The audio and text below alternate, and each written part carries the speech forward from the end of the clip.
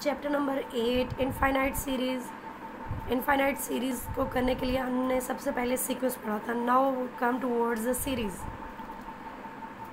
Series क्या होती है? Let a n be sequence an expression of the form this. यानी अगर हम सीक्वेंस की टर्म्स को प्लस कर दें, सम कर दें, ऐड कर दें, सीक्वेंस की टर्म्स को क्या करें, आपस में ऐडअप कर दें, तो ये पूरी चीज़ जो एक हमारे पास ये पूरा एक एक्सप्रेशन है, इसको हम क्या कहते हैं? ये क्या बन गया हमारे पास? सीरीज़। इस एक्सप्रेशन को हम क्या कहते हैं? Series. Contain infinite many terms of this sequence, this is called the infinite series. अगर हमारी ये सीरीज़ इनफाइनाइट टर्म्स को कंटेन कर रही है तो हम इसे इनफाइनाइट सीरीज़ कहते हैं, और इसको लिखेंगे ऐसे summation, this is sign for sum, and from 1 to infinity a n, या हम इसको इन शॉर्ट यूँ भी लिख सकते हैं, a n summation 1 to infinity, summation a n 1 to infinity, यानी कि एन हमारे पास 1 to infinity तक जा रहा है। और अगर एन हमारे पास फाइनाइट हो जाए, एन हमारे पास क्या हो जाए? फाइनाइट हो जाए, तो हम इसको 1 to n लिखेंगे। फाइनाइट के केस में हम इसे क्या लिखेंगे? एन। जैसे ये एस एन है, A1 A2 A3 so on to AN, means ये एन टर्म्स को सम है, तो हम इसे SN भी लिख सकते हैं और हम इसे यूँ भी लिख सकते हैं, फ्रॉम 1 to n। ये दोनों मेथड्स हैं इसे लिखने का। SN means sum of n terms, और हम इसको यूँ भी लिख सकते हैं, समेशन 1 to n AN। तो क्या है, सीक्वेंस की टर्म्स को अगर सम कर दें तो हमारे पास सीरीज़ आ जाती है। अगर सीक्वेंस इनफाइनाइट हो तो जो सीरीज़ आएगी वो भी इनफाइनाइट होगी, और अगर सीक्वेंस की टर्म्स फाइनाइट हो तो हमारे पास जो सीरीज़ आएगी वो फाइनाइट सीरीज़ आएगी। S1 means first term, S2 means first 2 terms का सम, S3 मीन्स फर्स्ट 3 टर्म्स का सम, और so on to SN means first n terms का सम।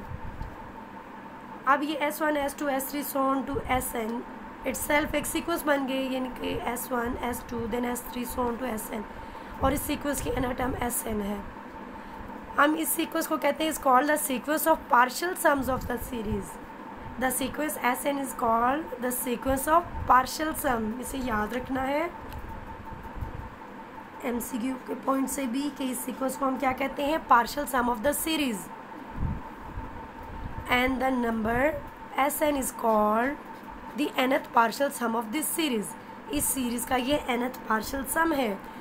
हमारे पास क्या है कि ये sequence of partial sums of series, अगर हमारे पास सीक्वेंस SN है इस सीरीज़ के पार्शियल सम्स का, if the sequence this converges to the limit S, then this series converges to the S, and S is called the sum of the series.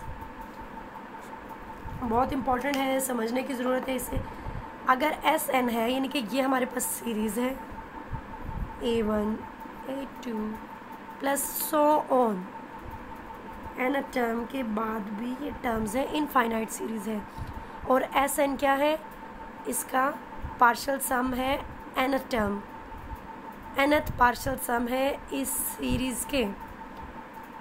तो हमारे पास क्या है कि हमारे पास ये सीक्वेंस कन्वर्ज करे, अगर लिमिट S को सीक्वेंस के कन्वर्ज करने का क्या मतलब है? हमने 8.1 में सीक्वेंस की कन्वर्जेंस पढ़ी है।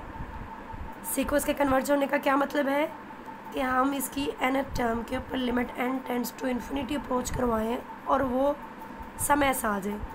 Sequence SN converges to limit S का क्या मतलब है कि nth टर्म इसकी क्या है? SN।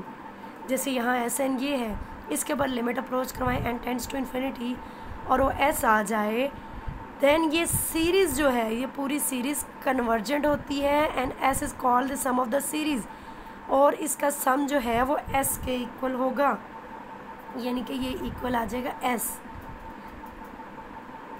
अगेन इसको समझ लें कि सीरीज़ की कन्वर्जेंस कैसे चेक करेंगे। ये सीरीज़ की कन्वर्जेंस को चेक करने के बहुत से मेथड हैं। सबसे पहला मेथड क्या है कि हम इसके nth पार्शियल सम्स ले लेंगे, S1 S2 so on to SN, और हम SN के ऊपर लिमिट अप्रोच करवाएंगे और देखेंगे कि अगर इसका nth पार्शियल सम का मतलब है n टर्म्स का सम, सीरीज़ इनफाइनाइट है, हम n टर्म्स का सम लेंगे, SN है, उसके ऊपर लिमिट अप्रोच करवाएंगे और वो कोई फाइनाइट नंबर आ जाए तो हम कहेंगे कि ये सीरीज़ कन्वर्ज कर रही है उस S को। जैसे आपकी इस एग्जांपल नंबर 2 में है, हमारे पास सीरीज़ दी हुई है 3/10 3/10 square 3/10 cube so on to S N का क्या मतलब है, पहली एन टर्म्स। ये आप देखें ये ज्योमेट्रिक सीरीज़ है तो इसके ऊपर फार्मूला लग जाएगा a into 1 minus r power n over 1 minus r. यहाँ पे r क्या है, सेकेंड टर्म को फर्स्ट पे डिवाइड करेंगे तो r हमारे पास आ गया 3/10। r क्या आ गया 3/10, तो हमने फार्मूला लगा दिया a into 1 minus A power n divide by 1 minus A. Solve किया हमारे पास तो हमारे पास क्या आ गया 1/3। लिमिट अप्रोच कराई तो क्या आ गया 1/3। एन टर्म का सम ले लिया। सीरीज़ की कन्वर्जेंस चेक करने का क्या मेथड है कि हमने एन टर्म का सम लेके एस एन मालूम किया, उसके बाद लिमिट अप्रोच कराई 1/3 आ गया। तो इसका मतलब है ये सीक्वेंस कन्वर्ज कर रहा है 1/3 को, इसका मतलब है ये सब का सम क्या है 1/3। ऐसी सीरीज़ को ज्योमेट्रिक सीरीज़ कहते हैं जिसमें हम अगली टर्म को पिछली टर्म पे डिवाइड करें तो हमारे पास एक कॉमन रेशो है। जैसे ए आर को ए पे डिवाइड करें तो आर, ए आर स्क्वायर को हम इस पे डिवाइड करें तो आर, सो ऑन टू। ठीक है, तो ऐसी सीरीज़ को हम क्या कहेंगे, ये कौन सी है, ज्योमेट्रिक सीरीज़ है। ज्योमेट्रिक सीरीज़ के मतलब है हमारे पास MCQ के पॉइंट से आप इसे याद रखें कि कन्वर्जेस टू S है a ओवर 1 माइनस a। अगर r हमारे पास लेस देन 1 होगा तो ये s को कन्वर्ज करेगी और s हमारे पास 1 माइनस r के इक्वल आएगा। ज्योमेट्रिक सीरीज़ है, ये ज्योमेट्रिक सीरीज़ कन्वर्ज करेगी अगर r का मॉड लें वो लेस देन इक्वल टू 1 आएगी, और वो कन्वर्ज किसको करेगी a ओवर 1 माइनस r। और अगर r हमारे पास ग्रेटर देन 1 आए तो डाइवर्जेस करेगी, और अगर r हमारे पास 1 आए तो हमारे पास सीरीज़ आ जाएगी a plus a plus a plus, यानी कि सीरीज़ क्या आ गई एन ए, और limit n tends to infinity करेंगे तो इन्फिनिटी मीन्स ये डाइवर्जेंट सीरीज़ आ गई। ठीक हो गया। और माइनस के केस में ये series plus minus plus minus plus minus से आएगी, ये अल्टरनेटिव सीरीज़ है। इसी तरह से एग्जाम्पल 4 भी, हमें एग्जाम्पल्स तो नहीं करनी लेकिन आपको समझ आनी चाहिए, कॉन्सेप्ट अच्छे से क्लियर होना चाहिए। इन्होंने लिखा है determine whether the series converges और डाइवर्जेस। तो ये देखें ये सीरीज़ को यहाँ से हमने देखते हुए इसकी SN बना, इसका SN बना दिया। SN क्या आएगा हमारे पास, जब फर्स्ट टर्म थी तो यहाँ पे क्या आ गया, देखिए फर्स्ट टर्म में हमारे पास 1 + 2 है और साथ में 1 + 3 है। फिर क्या आ गया सेकंड टर्म में हमारे पास क्या आ गया 2 + 2 और 2 + 3 5, यानी कि 2 में 1 ऐड हो रहा है। तो हम इसकी अगर एक कॉमन टर्म्स बनाएं an तो हमारे पास क्या बनेगी 1 over k + 1 k + 2 and k + 3 आप डाल के दे सकते हैं। a1 के लिए हम 1 डालेंगे तो 1 + 2 3 एंड 1 + 3 4। a2 के लिए एंड k2 डालेंगे तो क्या आ जाएगा, यहाँ पे k कह दें, यहाँ पे n कह दें। सेकेंड टर्म के लिए n को 2 डालेंगे तो 2 + 2 4 एंड 2 + 3 5। तो एक जनरल टर्म इसकी ये आ गई। तो हम SN क्या कैसे लिखेंगे, k from 1 to n 1 over k + 2 k + 3, या इसको हम यूँ भी लिख सकते हैं।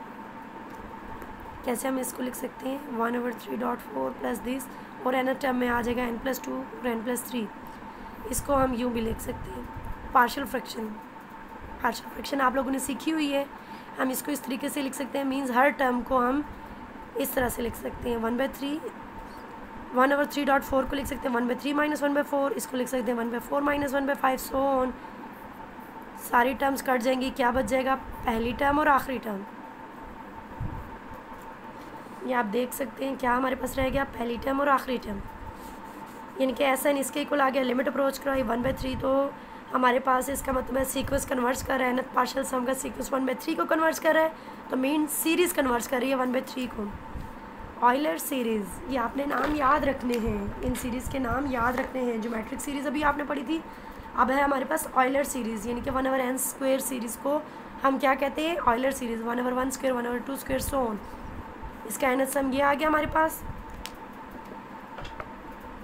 S1 ये, S2 ये, S3 ये। SN जो है इसको हम यूँ लिख सकते हैं 1 + 1 2/2 1 3/3 सो ऑन टू दिस। तो इसको देखें अभी हमने जो सीरीज़ की है, आपको पता है अगर हम डिनोमिनेटर छोटा कर दें, अगर यहाँ पे 1/2 है और 1/3 है, इसका डिनोमिनेटर बड़ा है तो ये टर्म छोटी है, इसका डिनोमिनेटर छोटा है तो ये टर्म बड़ी है, यानी कि 1/2 1/3 से बड़ा है। क्यों? क्योंकि इसका डिनोमिनेटर बड़ा है तो टर्म छोटी होगी, इसका डिनोमिनेटर छोटा है तो टर्म बड़ी होगी। तो अगर मैं 2 की जगह 1 कर दूँ तो ये क्या होगी, ये टर्म इससे बड़ी होगी, डिनोमिनेटर छोटा कर दिया ना, यहाँ पे 2 था मैंने इसकी जगह क्या कर दिया 1 कर दिया, तो ये टर्म क्या होगी, इससे बड़ी होगी। यहाँ पे 3 था, 3 की जगह 2 कर दिया, डिनोमिनेटर कम कर दिया तो ये टर्म इससे बड़ी होगी, और सो ऑन। यहाँ n था, n की जगह n-1 कर दिया तो ये टर्म इससे बड़ी होगी, तो यहाँ ग्रेटर का साइन आ गया। और ये वाला हमने अभी किया था, ये लास्ट एग्जांपल जो की थी हमने, ये एग्जांपल बन गई इस फॉर्म में। तो हम इसको अगेन ऐसे कर लेते हैं, वही सिचुएशन कर देते हैं। 1.2 को हम लिख सकते हैं 1/1 माइनस 1/2, 1/2 माइनस 1/3, सो कटिंग होगी और फर्स्ट और लास्ट टर्म बच गई। तो ये हमारे पास सीक्वेंस क्या आ गया, ये एस एन ये आ गया, limit n tends to infinity approach करवाई तो 2 आ गया। इसका मतलब है ये सीक्वेंस क्या कर रहा है, कन्वर्ट्स कर रहा है 2 को, और इसका बाउंड क्या है 2, क्योंकि S N is less than equals to 2 है, तो इसका मतलब है इसका बाउंड क्या है 2, बाउंडेड सीक्वेंस है। The sequence of the partial some is convergent, hence this is convergent. अभी हमने पढ़ा था ऑयलर सीरीज़, अब हम पढ़ते हैं हार्मोनिक सीरीज़। हार्मोनिक सीरीज़ में स्क्वायर्स नहीं आते। 1/n² क्या था, ऑयलर सीरीज़। 1/n क्या है, हार्मोनिक सीरीज़, ये याद रखिएगा। हार्मोनिक सीरीज़ की SN हमने मालूम कर ली। SN मालूम करने के बाद हमने क्या किया, S2n मालूम किया। अभी हम देखेंगे ऐसा हमने क्यों किया। S2n मालूम किया, S2n का मतलब है कि 2n सीरीज़ तक सम। हमने S2n माइनस SN किया तो हमारे पास ये टर्म्स आ गई। ये टर्म्स है हमारे पास, ग्रेटर n+1 करें और 2n करें।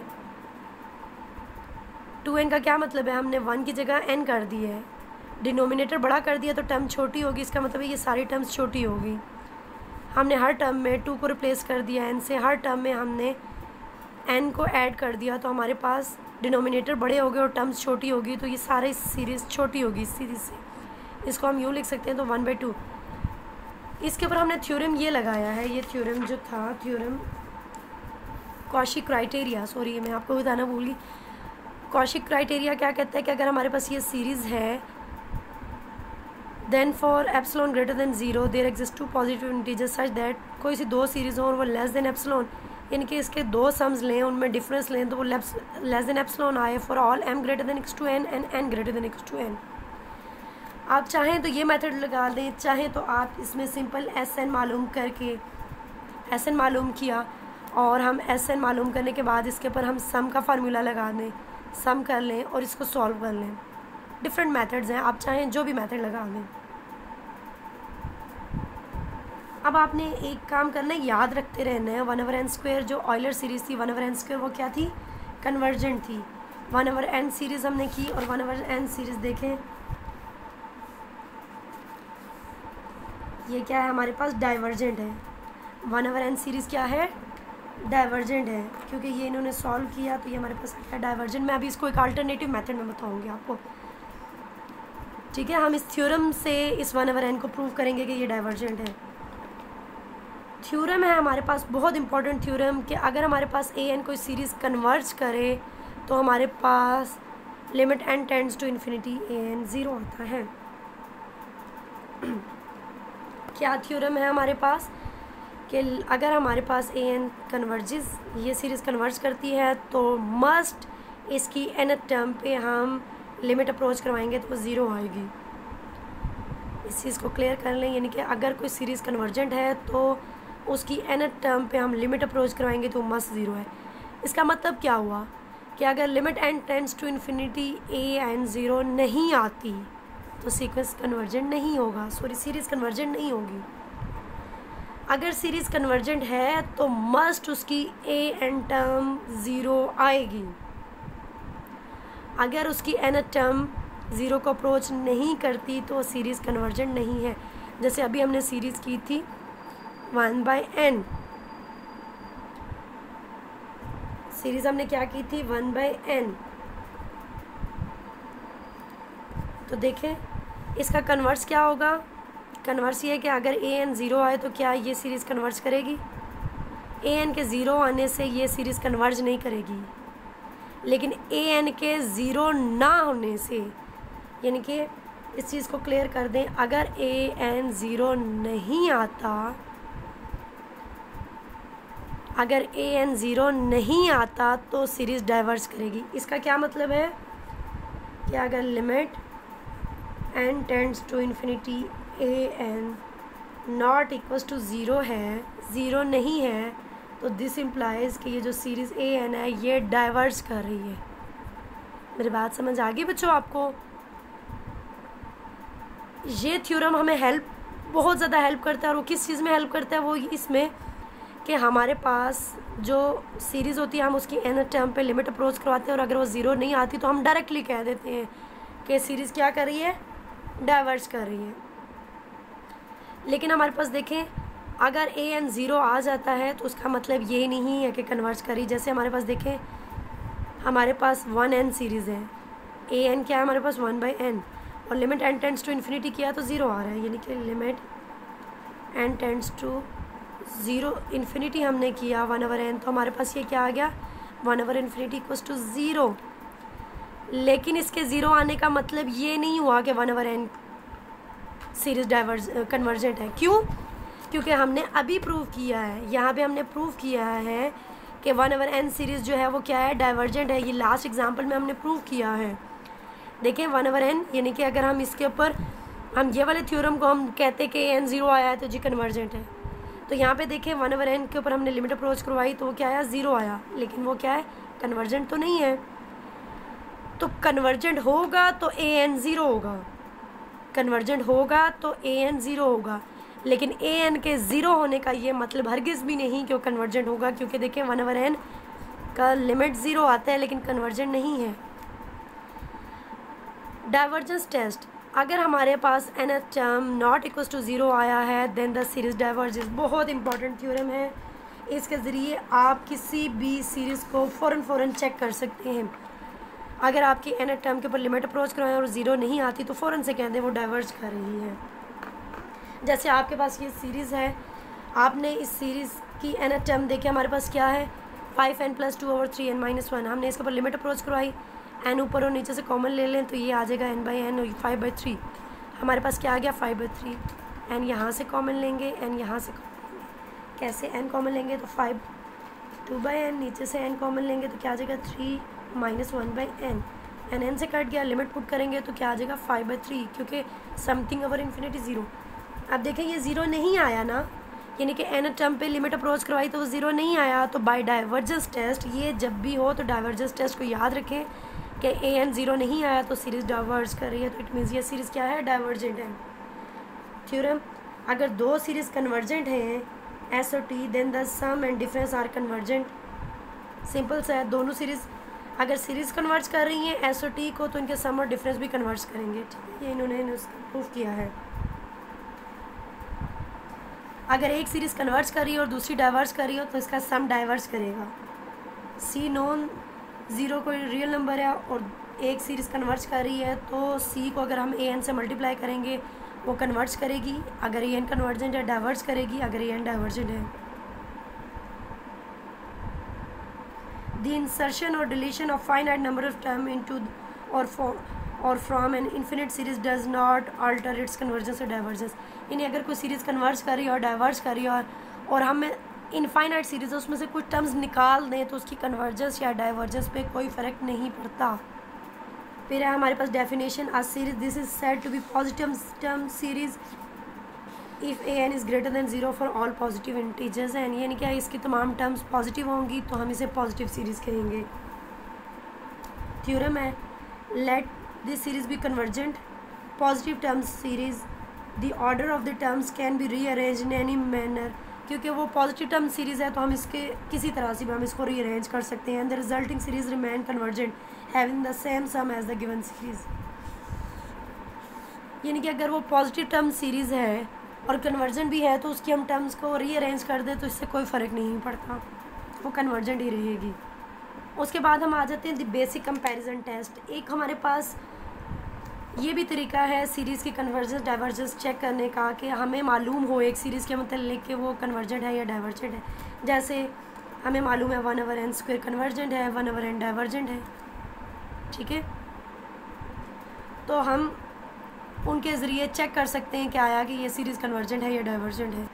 इन सिंपल मैं आपको एक थ्योरम बता देती हूँ। एक पॉइंट 1/n की पावर p कन्वर्जेंट होती है if p is greater than 1। अगर ये हमारे पास सीरीज़ है 1/n होल पावर p और p ग्रेटर देन 1 हो, यानी कि 1/n square, 1/n cube, 1/n power 4 etcetera, ये सब हमारे पास क्या होंगी? कन्वर्जेंट सीरीज़ होंगी। अगर p ग्रेटर देन 1 होगा तो क्या होगा? कन्वर्जेंट होंगी। और अगर हमारे पास 1/n पावर p एंड इसको हम यूँ भी लिख सकते हैं 1/n पावर p, यानी कि इसे इन शॉर्ट हम यूँ लिख सकते हैं 1/n power p is convergent if p is greater than 1 and 1/n power p is divergent if p is less than equals to 1। यानी कि ये p अगर 1 या 1 से लेस हो, 1 या 1 से लेस होगा तो क्या हो जाएगी? 1/n p मसलन 1/n डाइवर्जेंट है, 1/√n भी डाइवर्जेंट है क्योंकि ये पावर क्या आ गई? 1/2। इसी तरह से वो तमाम n की पावर जो 1 से लेस है उनके लिए डाइवर्जेंट है, और वो तमाम पावर जो n से ग्रेटर हैं जैसे स्क्वेयर, 1/n क्यूब एटसेट्रा, ये सब हमारे पास क्या आ गई? कन्वर्जेंट हो गई। ठीक है। तो बेसिक कंपैरिजन टेस्ट में अगर हमारे पास कुछ ऐसी टर्म्स हो कि हमें मालूम हो उनके मुतल्लिक कि ये क्या है? कन्वर्जेंट है या डाइवर्जेंट है, तो हम उनकी हेल्प से कर सकते हैं। हमारे पास एक है e की पावर n। अगर हम limit n tends to infinity approach करवाएं e की पावर n, तो वो हमारे पास क्या आ जाएगी? e की power infinity which is equals to infinity. तो हमारे पास डाइवर्जेंस टेस्ट क्या कहता था कि अगर वो an 0 ना हो तो सीरीज़ डाइवर्ज करती है। इसका मतलब है e की पावर n भी डाइवर्जेंट सीरीज़ है, यानी कि हमें कुछ सीरीज़ को याद करना पड़ेगा, कन्वर्जेंट है, डाइवर्जेंट है, इंपॉर्टेंट सी सीरीज़, और उनको हम यूज़ कर सकते हैं। जैसे हमारे पास अगर दो सीरीज़ हैं, पॉजिटिव टर्म सीरीज़ हैं कि an लेस देन bn है, क्या ये दो सीरीज़ हैं और हम उनके टर्म्स में कंपैरिजन कर सकें कि an क्या है? bn से लेस है, तो हमारे पास bn कन्वर्ट्स कर, अगर bn हमारे पास कन्वर्जेंट है तो an भी कन्वर्जेंट है। यानी कि अगर हमारे पास an और bn ऐसी सीरीज़ें हैं कि हमें एक सीरीज़ के मुतालिक पता है, बड़ी सीरीज़ कन्वर्जेंट है तो छोटी सीरीज़ कन्वर्जेंट है, और अगर छोटी सीरीज़ डाइवर्जेंट है तो बड़ी भी डाइवर्जेंट है। तो बेसिक कंपैरिजन टेस्ट एक्चुअली क्या कहता है कि हम अपनी सीरीज़ को किसी दूसरी सीरीज़ से कंपेयर करते हैं। तो कंपेयर ऐसे करते हैं कि अगर हमारे पास हमने एक सीरीज़ ऐसी कंपेयर की जो बड़ी है, हमारे पास an सीरीज़ मौजूद है और हमने कोई bn सीरीज़ ऐसी सेट और हमें bn के मुतालिक पता है कि वो कन्वर्जेंट है, तो बड़ी सीरीज़ कन्वर्जेंट है तो इट मीन्स छोटी सीरीज़ खुद कन्वर्जेंट होगी।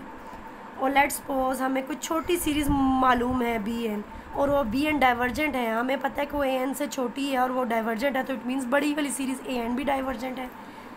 होपफुली आपको बेसिक कंपैरिजन टेस्ट समझ आ गया है। जैसे ही हमारे पास एग्जांपल में है 1/1 + n स्क्वायर, तो हमें पता है डिनोमिनेटर हमने छोटा कर दिया तो टर्म बड़ी होगी। 1/n स्क्वायर कन्वर्जेंट सीरीज़ है, बड़ी सीरीज़ है और कन्वर्जेंट है, तो इट मीन्स ये भी कन्वर्जेंट होगी।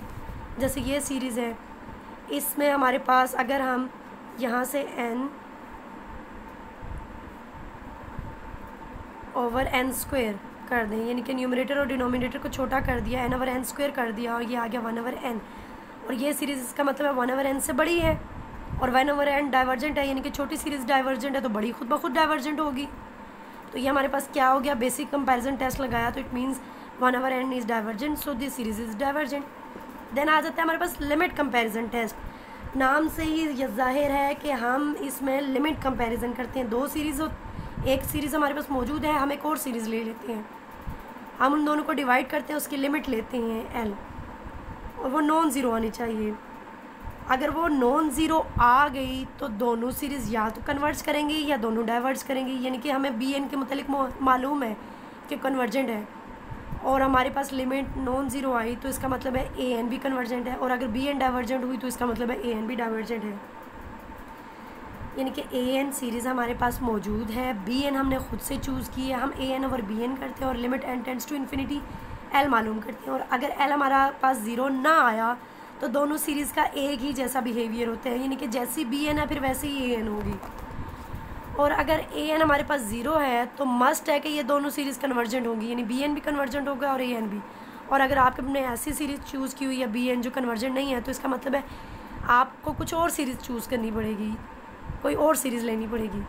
इसके 0 आने का क्या मतलब है कि ये दोनों सीरीज़ कन्वर्जेंट होंगी, जो आपने चूज़ किया वो भी कन्वर्जेंट होनी चाहिए और जो हमारे पास है सीरीज़ मौजूद जिसको हमने चेक करना है वो भी कन्वर्जेंट है। लेकिन अगर आपने कोई सीरीज़ ऐसी चूज़ की हुई है जो कन्वर्जेंट नहीं है तो इट मीन्स ये टेस्ट फेल है, आप बी एन दोबारा चूज़ करें।